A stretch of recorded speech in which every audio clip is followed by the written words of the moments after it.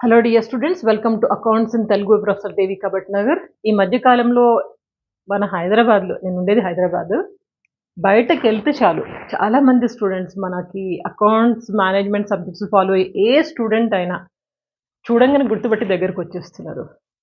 వచ్చేసి మేడం మన సంతోషపడిపోతున్నారు. మీ రోడ్డు మీద నడుస్తున్నట్టు, రోడ్డు మీద నడకపోతే ఆకాశంలో నడుస్తారా? నేను కూడా మీలాగే నార్మల్ మనిషిని. రోడ్డు మీద, బస్సులో, అక్కడ ఇక్కడ, మెట్రోలో అక్కడిక్కడ కనిపిస్తూ ఉంటాను. సరే కనిపించగానే వాళ్ళు ఎమోషనల్‌గా ఫీల్ అయిపోతున్నారు. కొంతమంది సెల్ఫీలు తీసుకుంటున్నారు. కొంతమంది ఏడ్చేస్తున్నారు ఎమోషనల్‌గా ఫీల్ అయ్యి. కొంతమంది ఫీట్ టచ్ చేసి బ్లెస్సింగ్స్ తీసుకుంటున్నారు. I'm really feeling very happy for your attachment. నాకొక్కటి అనిపించింది, మీకు ఎట్లా గైడ్ చేయను. సబ్జెక్ట్ అయితే చెప్తున్నాను. నాకు వీలైనంత మట్టుకు మీకు సబ్జెక్ట్ నాలెడ్జ్ ఇస్తున్నాను. ఇంకా కొంచెం గైడెన్స్ కూడా ఇవ్వాలనిపిస్తుంది. కొంతమంది పిల్లల్ని చూసాను. ఏదో కాలేజ్‌లు ఉన్నాయి ఇక్కడ మన చుట్టుపక్కల. వాళ్ళు చాలా ఫీజ్ చార్జ్ చేస్తున్నారు. పిల్లలు అంతంత ఫీజులు కట్టి కాలేజ్‌లోకి వెళ్తున్నారు. అంత అవసరం, అంత వర్తా అనిపించింది. అందుకని మీకోసం ఈ వీడియో చేస్తున్నాను. ఒకవేళ మీరు బీకామ్ కానీ, బీబీఏ గాని చేస్తుంటే గనక ఎలాంటి కాలేజ్ చూస్ చేసుకోవాలి? బీబీఏలో, బీకామ్‌లో జాయిన్ అవ్వాలంటే గనక మీరు ఏ కాలేజ్‌లో జాయిన్ అయితే బెటర్. అది మీకు క్లారిటీగా ఇస్తాను. ఇప్పుడే ఇంగ్లీష్‌లో మాట్లాడాను కాబట్టి సేమ్ ఏం మాట్లాడానో అంతా యాజ్ ఇట్ ఈస్‌గా పెట్టేసాను.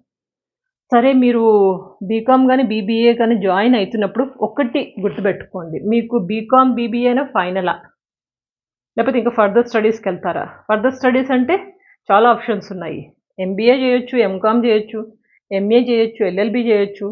ఇంకా కొంతమంది ప్రొఫెషనల్ కోర్స్‌లో కూడా వెళ్తారు బీకామ్ తర్వాత. ఆ బీకామ్‌తో పాటు కూడా వెళ్ళిపోతారు. సీఏ, సీఎస్, సీఎంఏ ప్రొఫెషనల్ కోర్స్‌కి కూడా వెళ్ళిపోతారు. అట్లా మీరు ఫర్దర్ స్టడీస్‌కి వెళ్ళదలుచుకున్నారా? ఇది క్లారిటీ చాలా అవసరం. దీంతోటే మీరు ఏ కాలేజ్ చూస్ చేసుకోవాలో తెలుస్తుంది. సో కాబట్టి ఫర్దర్ స్టడీస్, ఇంకా ముందుగా స్టడీస్ చేస్తారా? ఎస్, నో, చేస్తాము, చెయ్యము. ఒకవేళ ఫర్దర్ స్టడీస్కి వెళ్ళేది ఉంటే బీకామ్, బీబీఏ ఫైనల్ కాదు కదా మీకు? కాదు కదా, ఇది ఓన్లీ ఒక డిగ్రీ. దీని తర్వాత మళ్ళీ ఇంకా హైయర్ స్టడీస్కి వెళ్తున్నారు కాబట్టి ఒకవేళ ఎస్, ఫర్దర్ స్టడీస్కి వెళ్తాము, బీకామ్ మాకు ఫైనల్ కాదు అనుకుంటే గనక మీరు ఏ కాలేజ్ చూస్ చేసుకోవాలి బీకామ్కి అంటే ఫస్ట్ నేను ప్రిఫర్ చేసేది government college are aided college. Government college కానీ, ఎయిడెడ్ కాలేజ్ కానీ చూస్ చేసుకోండి. ఎందుకంటే ఫీజు చాలా తక్కువ ఉంటుంది. ఓన్లీ మినిమం ఏదో ఉంటుంది అనమాట. గవర్నమెంట్ కాలేజ్ అయితే యాజ్ పర్ మై నాలెడ్జ్ నిల్ అనుకుంటా. ఎయిడెడ్ కాలేజ్కి చాలా తక్కువ ఉంటుంది. అందుకని నా అడ్వైస్, ముందు మీరు ఈ కాలేజ్లో చూస్ చేసుకోండి. మీకు వచ్చిన ఇంటర్మీడియట్ మార్క్స్ ప్రకారం దోస్త్ అనేసి ఒకటి యాప్లో, దాంట్లో మీరు ప్రిఫరెన్స్ ఇచ్చుకుంటారు కదా, ఈ కాలేజ్ చూస్ చేసుకోండి. ఈ గవర్నమెంట్ కాలేజ్, ఎయిడెడ్ కాలేజ్లో లెక్చరర్స్ మంచిగా ఉంటారు. మీకు తెలుసో తెలీదు, స్టాండర్డ్గా ఉంటారు. ఎందుకంటే వాళ్ళు ఎఫిషియెంట్గా క్వాలిఫై అయ్యి ఇంటర్వ్యూలు ఫేస్ చేసి వచ్చిన వాళ్ళు ఉంటారు కదా. మీరు మంచిగా వాళ్ళని కొంచెం కాకబట్టి సార్ అని రెస్పెక్ట్ ఇస్తే మంచిగా పాఠాలు చెప్తారు. సో కాబట్టి మీరు ఈ కాలేజెస్కి వెళ్ళండి. దీంట్లో ఏంటంటే ఫీజు చాలా తక్కువ ఉంటుంది. నేను చెప్తున్నా, నేను ఎయిడెడ్ కాలేజీ చదివాను. ఎయిడెడ్ కాలేజ్ ప్రగతి మహావిద్యాలయ కోటి, కోటిలో ఉంది, హైదరాబాద్లోనే. అక్కడ చదివాను. అది ఎయిడెడ్ కాలేజ్ అప్పట్లో. ఎయిడెడ్ కాలేజ్ కాబట్టి నేను ఎంత ఫీజు పే చేసింది తెలుసా? Per year 360 rupees. అంటే ఒక 1000 రూపాయలలో నాది బీకామ్ అయిపోయింది. పుస్తకాలు కూడా లైబ్రరీలో తీసుకునేదాన్ని, కొనుక్కునేదాన్ని కాదు. పుస్తకాలు లైబ్రరీలో తీసుకొని వాడుకొని మళ్ళీ వాళ్ళకి ఇచ్చేసేదాన్ని. అట్లా బీకామ్ అయిపోయింది. అప్పట్లో డబ్బులు లేవు మా దగ్గర. సో ఈవెన్ పేరెంట్స్ దగ్గర ఉన్న డబ్బులు కూడా వేస్ట్ చేసేవాళ్ళం కాదు. బస్ పాస్ తీసుకుని కాలేజ్కి వచ్చేవాళ్ళము. ఆ కాలేజ్కి 360 రూపీస్ కట్టేవాళ్ళము. బస్ పాస్ కూడా 3 మంత్స్కి. ఇప్పుడైతే ఇక ఫ్రీ లేడీస్కి. సరే అట్లా తక్కువ వెళ్ళిపోయే వాళ్ళం. ఎయిడెడ్ కాలేజ్ లేదా గవర్నమెంట్ కాలేజ్, ఈ రెండు బెటర్. మీకు ఇంకా తర్వాత దీంట్లో రాలేదు మీ మార్కులకి అనుకుంటే కనుక దెన్ సెకండ్ కేటగిరీ కాలేజెస్ కొన్ని ఉన్నాయి. Second category colleges Dilsukh Nagar ఏరియాలో కొన్ని కాలేజెస్ చూశాను నేను. అండ్ ఈవెన్ కోటిలో ఉన్న మా ప్రగతి మహావిద్యాలయ, ఆ కాలేజ్ కూడా తక్కువనే ఫీజు ఉంది. బిలో 30,000 ఉంది. అండ్ గుజరాతీ విద్యా మందిర్ అనేసి ఒకటి సుల్తాన్ బజార్లో ఉంది. ఇది ఉమెన్స్ కాలేజ్, కానీ చాలా తక్కువ ఫీ అండ్ మంచి ఎఫిషియెంట్ ఫ్యాకల్టీ ఉంటారు దాంట్లో. అట్లా ఈ సెకండ్ కేటగిరీ కాలేజెస్ని చూస్ చేసుకోండి, ఎప్పుడు ఇక్కడ సీట్ రాకపోతే కనుక. ఓకేనా? సో దీంట్లో ఏంటంటే ఫీజు కొంచెం రీజనబుల్గా ఉంటుంది. బిలో 30,000 ఎంతో ఉంటుంది. ఎంత తక్కువలో వీలైతే అంత తక్కువలో మీరు ట్రై చేయండి కంప్లీట్ చేయడానికి మీ బీకామ్, బీబీఏ. ఎందుకంటే మీరు ఫర్దర్ స్టడీస్కి వెళ్ళాలి కదా. ఇది ఫైనల్ కాదు కదా, ఎందుకు డబ్బులు వేస్ట్ చేసుకోవడం. ఇది ఇక్కడ కూడా సీట్ రాలేదనుకోండి, ఈ 2 చోట్ల రాలేదు, ఇక గత్యంతరం లేక థర్డ్ కేటగిరీ కాలేజెస్కి వెళ్ళండి. థర్డ్ కేటగిరీ కాలేజెస్ అంటే వాళ్ళ ఫీజు చాలా ఎక్కువ ఉంటుంది. ఏదో కాస్త డ్రెస్ కోడ్ ఏదో ఇస్తారు, ఆ కోట్లు అవి వేసుకొని ఏసీ రూమ్లో ఉంటారు, ఏదో వాళ్ళ షో ఆఫ్లు ఉంటాయి, దానికోసం వెళ్తారు. మళ్ళీ చదివేది మన ఛానల్కి వచ్చి చదువుతారు పిల్లలంతా. సో అందుకని దీన్ని ట్రై టు అవాయిడ్ ఇట్, వదిలేయండి. వీలైతే ఈ 2 కాలేజీలను జాయిన్ అయిపోవడానికి ట్రై చేయండి. మరీ దిక్కు లేకపోతే ఇక్కడికి వెళ్ళండి. ఓకేనా, ఫర్దర్ స్టడీస్కి వెళ్ళదలుచుకుంటే గనక.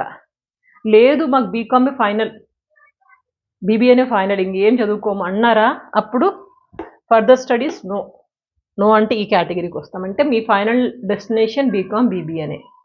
అట్లాంటప్పుడు బీకామ్ బీబీఏ తర్వాత మీకు జాబ్ రావాలి, అంతే కదా. జాబ్ రావాలంటే ఏం చేయాలి మీరు? ఒకటి క్యాంపస్ ప్లేస్మెంట్స్ మీద మీరు డిపెండ్ అవుతారు. క్యాంపస్ ప్లేస్మెంట్స్ అంటే కంపెనీలు ఈ క్యాంపస్కి వచ్చి ప్లేస్మెంట్స్ చేయాలి. అలా ఏ కాలేజెస్ ప్రొవైడ్ చేస్తున్నాయి క్యాంపస్ ప్లేస్మెంట్స్, అది ఒక్కటి చూసుకోండి. ఒకవేళ పలానా కాలేజ్లో క్యాంపస్ ప్లేస్మెంట్స్ మంచిగా ఉన్నాయి అనుకున్నారనుకోండి, చూస్ చేసుకోండి. కొంచెం ఫీజు ఎక్కువ ఉన్నా కానీ చూస్ చేసుకుని దాంట్లోకి వెళ్ళండి. ఎక్కువ ఉన్నా తక్కువ ఉన్నా మళ్ళీ అక్కడ కంపేర్ చేసుకోండి. తక్కువలో ఉండి ప్లేస్మెంట్స్ ఇచ్చే కాలేజ్ ఏది, దాంట్లోకి వెళ్ళిపోండి.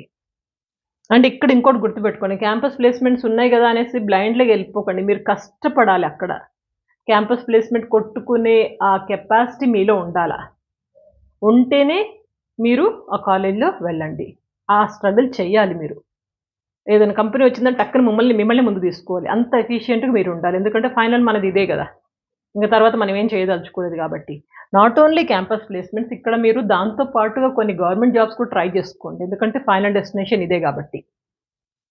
గవర్నమెంట్ జాబ్స్ చాలా ఉన్నాయి, లైక్ ఆర్బీఐ కానివ్వండి, బ్యాంక్, స్టేట్ గవర్నమెంట్ జాబ్స్ కానివ్వండి, రైల్వేస్ కానివ్వండి, చాలా ఉన్నాయి. మనకి జస్ట్ ఇంటర్ డిగ్రీ ఈ క్వాలిఫికేషన్ తోటి వాటికి కూడా ప్రిపేర్ అవ్వండి. బ్యాంక్ జాబ్స్ అట్లా కొంచెం ఏం లేదండి, గట్టిగా కొంచెం కోచింగ్ తీసుకొని దీంతో పాటుగా చేసేయండి. ఇది కాకపోతే అది కాకపోతే ఇది, ఎక్కడో చోట సెట్ అయిపోతారు. అర్థమైందా? ఇట్లా మీరు ఏ కాలేజ్ చూస్ చేసుకున్నా మీ మనీ, మీ పేరెంట్స్ మనీని వేస్ట్ చేయకండి. మ్యాక్సిమం నాకు కనపడే మన స్టూడెంట్స్ రోడ్డు మీద ఎక్కడైనా కనపడినా కానీ వాళ్ళందరినీ చూస్తే అనిపిస్తుంది ఎకనామిక్గా చాలా స్టాండర్డ్ అయితే కాదు. పేరెంట్స్ కష్టపడి డబ్బులు ఇస్తున్నారు చదువుకోమని, మళ్ళీ ఆ డబ్బుల్ని ఎందుకు వేస్ట్ చేసుకుంటున్నారు అనిపించింది. అందుకని మీకు ఇచ్చే గైడెన్స్ ఇలా వెళ్ళండి. అర్థమైందా? క్లారిటీ వచ్చిందా? ఇంకేమైనా డౌట్ ఉంటే మీరు కింద కామెంట్ బాక్స్లో రాయండి, నేను మ్యాక్సిమం ఆన్సర్ ఇవ్వడానికి ట్రై చేస్తాను. కానీ ఎప్పుడు డోంట్ వేస్ట్ యువర్ మనీ. చెప్పాను కదా, నా బీకామ్ ఓన్లీ 1000 రూపీస్లో అయిపోయింది. ఎంకామ్ కూడా ఒక 4000లో అయిపోయింది. ఎంబీఏ కరస్పాండెన్స్ డిగ్రీ చేశాను. ఎంబీఏ అరౌండ్ 25,000 లోపలే అయిపోయింది. అండ్ పిహెచ్డి 1.5 lakh అయింది పిహెచ్డికి. పిహెచ్డి అంటే హైయెస్ట్ డిగ్రీ కదా.